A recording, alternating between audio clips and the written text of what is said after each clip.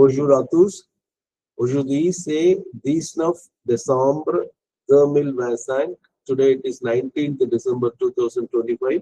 இந்த 2025ஆம் ஆண்டு டிசம்பர் மாதம் 19ஆம் தேதி அன்னை அருள்வாக்கின் வழி பிரெஞ்சு பயில்களில் நாம் தொடங்குகிறோம். இப்ப தலைப்பு வந்து பிரெஞ்சுல வந்து பேன் இருக்கு, லா பே. இங்கிலீஷ்ல வந்து த பீஸ், தமிழ்ல அமைதின்னு சொல்லலாம். La paix doit être immense. La tranquillité profonde et immobile. Le calme imperturbable et la confiance dans le divin toujours croissante.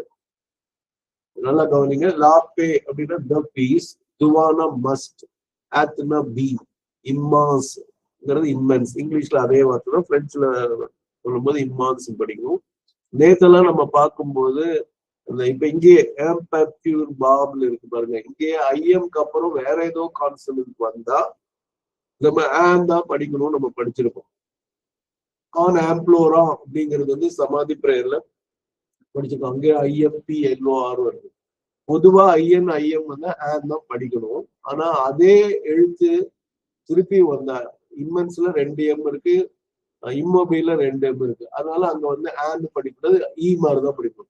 இம்மான்ஸ்னு படிக்கணும், இம்மொபைல்னு படிக்கணும், மறந்துடாதீங்க. So la paix doit être immense, but the peace must be immense. இது first mind. La tranquillité, the quietness வந்து la tranquillité profonde et immobile. அந்த வந்து quite வந்து ரொம்ப ஆழமாவும், இங்கிலீஷ்ல ப்ரொஃபவுண்ட்னு சொல்லுவோம். இம்மொபைல்ங்கிறது அசையாமல் இருத்தல், எந்த ஒரு சலனம் இல்லாமல் இருத்தல் அர்த்தம். அப்ப இதை வந்து படிக்கும்போது லா டிரான்குலிட்டே ப்ரொஃபவுண்ட் ஏ இம்மொபைல் அப்படின்னு சேர்ந்து படிக்கும். அப்புறம் இல்ல கால்ம், தமிழ்ல வந்து இப்ப எல்லாத்துக்கும் பே, டிரான்குலிட்டே, கால்ம் எல்லாத்துக்கும் அமைதிங்கிறது தான் முழு சாந்தி வேணா சொல்லலாம். ஆனா ரொம்ப தமிழ் சொல்லுல வந்து ஒரே சொல்லுதான் நம்ம சொல்ல முடியும். இல்ல கால்ம் ஆம்பர் பியூர் பாபிள், இது நல்லா பண்ணி ஆம், அது சிலபல் வந்து ஆம் ஒண்ணு, பேர் ஒண்ணு, டியூர் ஒண்ணு, பாபிள் ஒண்ணு. ஆம்பர் டியூர் பாபிள், இது வந்து சிரமப்படலாம் ஒரு நேரம், கொஞ்சம் பார்த்துக்குங்க. அது அப்புறம் அன்ஷேக்கபிள் அப்படின்னு அர்த்தம். ஆம்பர் டியூர் பாபிள் அப்படின்னா அன்ஷேக்கபிள் அர்த்தம். லா கான்ஃபியன்ஸ் dans le divin. அப்போ அந்த அமைதி இப்படி இருக்கணும். அப்புறம் இறைவன் மேல் நமக்கு ஒரு நம்பிக்கை இருக்கணும். அது இதெல்லாம் இருக்கும்போது என்னன்னா துஜூர் croissant, அந்த நம்பிக்கை வந்து நாளாக வளர வேண்டும் அப்படிங்கிறது. croissant அப்படின்னா வளர்தல், அப்புறம் வளர்ச்சி அப்படிங்கிற பொருள். என்றுமே வளர்ந்து கொண்டு இருக்கணும். இங்கிலீஷ்ல வந்து இந்த croissant ஏஎன்டி போட்டாலும் சரி, ஏஎன்டிஇ போட்டாலும் சரி, பிரெஞ்சுல வந்து ஐஎன்ஜின்னு நம்ம வந்து இங்கிலீஷ்ல யூஸ் பண்ணுவோம். க்ரோயிங், ஆல்வேஸ் க்ரோயிங் அப்படிங்கிற அர்த்தத்துல வரும். அது வந்து இங்கிலீஷ்ல சொல்லும் போது ஜெரண்டுமாங்க, GERUND. இதை வந்து நம்ம பொதுவா நம்ம வந்து வெளியில பஸ்ல எல்லாம் போகும்போது ஸ்மோக்கிங் இஸ் ப்ரோஹிபிட்டட் அப்படிங்கிற வார்த்தையை பார்த்துருக்கோம். அப்ப இந்த ஸ்மோக்கிங்கிறது வந்து இதே மாதிரி அதேதான் வந்து ஐஎன்ஜி வந்து போடணும். ஃபியூமா அப்படிங்கிற, ஃபியூம்னா புகைத்தல், ஃபியூமா அப்படின்னா ஏஎன்டி வந்துன்னா அது வந்து இப்படிங்கிற அர்த்தம் வரும். அதனால ஞாபகம் வச்சுக்கோங்க. திருப்பி படிக்கிறேன். La paix doit être immense, la tranquillité profonde et immobile, le calme imperturbable et la confiance dans le divin toujours croissante. இதோட ஆங்கில இது பார்ப்போம்.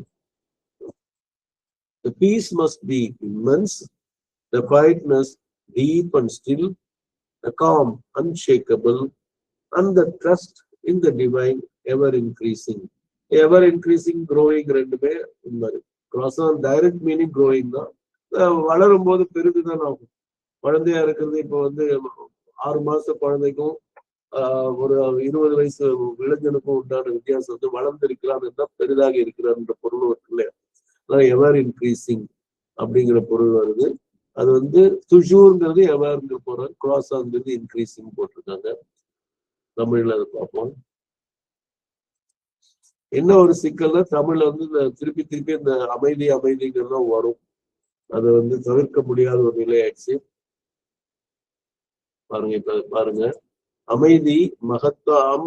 தரிசனை அதை நீங்களே படிங்க.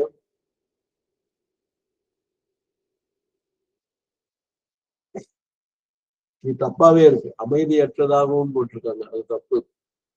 இங்க வந்து சலனமற்றதாகவும் இருக்கணும்.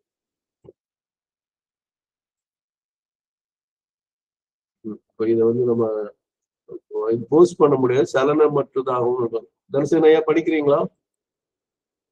படிக்கிறேன் சார்.